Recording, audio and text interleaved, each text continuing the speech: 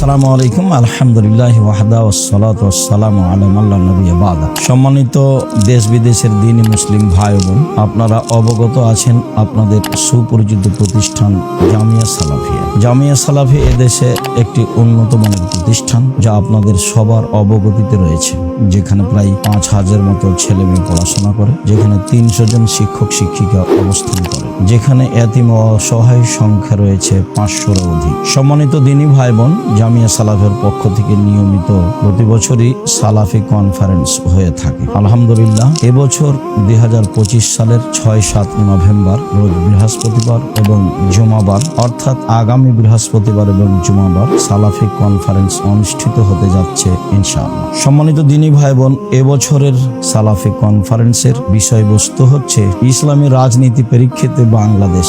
প্রায় সব বিধানেরই এই বিষয়ে আংশিকভাবে বিভিন্ন জন আলোচনা করবেন। যেহেতু দেশ বিদেশের বড় বড় বিদ্বানগণ আসবেন, কাজেই আমরা বিষয়টি খুব ভালোভাবে স্পষ্ট হতে পারবো আশা করছি ইনশাআল্লাহ। বিশেষভাবে পাকিস্তান থেকে আসছেন এহসান এলাহি জহিরের ছেলে ইবতেসাম এলাহি জহির, একজন সুবিজ্ঞ পণ্ডিত মানুষ।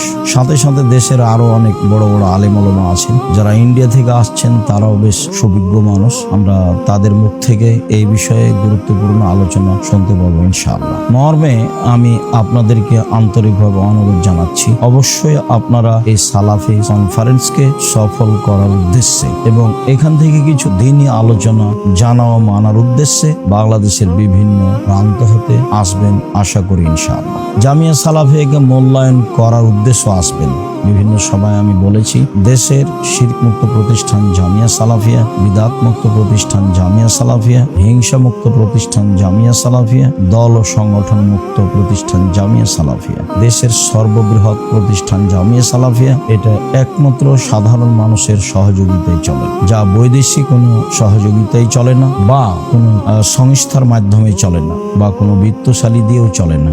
আলহামদুলিল্লাহ, আমি আপনি যেভাবে সাধারণ সহযোগিতা করে থাকি, সেই সহযোগিতা দিয়েই আল্লাহ তাআলা এই জামিয়া সালাফি পরিচালনা করে আসছেন আলহামদুলিল্লাহ। মর্মে এই সম্মেলন উপলক্ষে আমি আপনাদের উপস্থিতি আন্তরিকভাবে যেমন কামনা করি, ঠিক তেমনি আপনাদের দানের হাত প্রশস্ত থাকবে, এটাও আমি আন্তরিকভাবে কামনা করি। সম্মানিত দ্বীনি ভাই বোন, আমি আব্দুর রাজ্জাক বিন ইউসুফ আপনাদের এই সালাফি কনফারেন্সে উপস্থিত হয়ে কনফারেন্সকে সফল করার একটা জোরালো দাবি রেখে আমি আপনাদের জন্য আন্তরিকভাবে দোয়া করে কথা শেষ করি। আল্লাহ, তুমি আমাদের কবুল করো, আমাদের অর্থ সম্পদে বরকত দান করো, তুমি আমাদের এই সালাফি কনফারেন্সকে সফল করো এবং সার্বিক সমস্যা মুক্ত রেখো।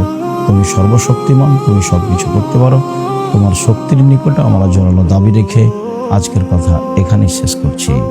সুবহানাকাল্লাহুম্মা ওয়া বিহামদিকা আশহাদু আল্লা ইলাহা ইল্লা আনতা আস্তাগফিরুকা ওয়া আতুবু ইলাইক।